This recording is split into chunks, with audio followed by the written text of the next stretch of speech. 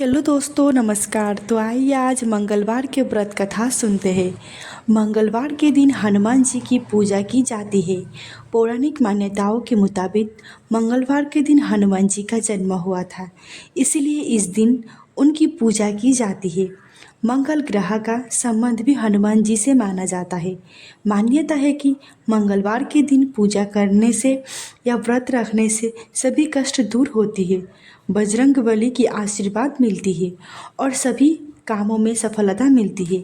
बजरंगबली की भगवान शिव के 11 अवतार माना जाता है। उन्हें कलयुग का देवतर कहा जाता है। श्री हनुमान जी भगवान अर्थात मंगलवार के व्रत कथा। एक समय की बात है, एक ब्राह्मण दंपति की कोई संतान नहीं हो रहे थे, जिसके कारण से वह बहुत दुखी थी। एक समय ब्राह्मण वन में हनुमान जी की पूजा के लिए गया। वहाँ उसने पूजा के साथ महावीर जी के एक पुत्र का कामना की। घर में ब्राह्मणी भी पुत्र प्राप्ति के लिए मंगलवार का व्रत रखती थी।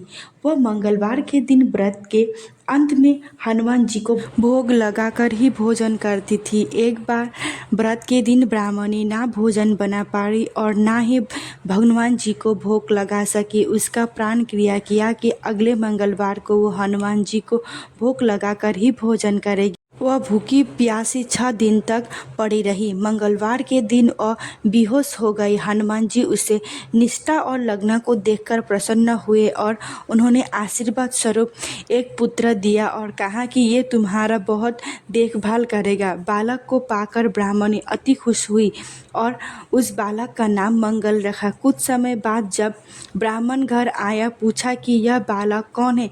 पत्नी बोली कि ये मंगलवार का व्रत में प्रसन्न होकर हनुमान जी ने मुझे ये दिया है।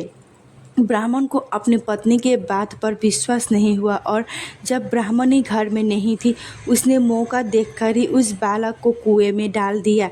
तभी ब्राह्मणी घर आई, पूछी कि मंगल कहाँ है। तभी मुस्कुराते हुए मंगल वापस आ गया। उसे वहां देखकर ब्राह्मण आश्चर्यचकित हो गया।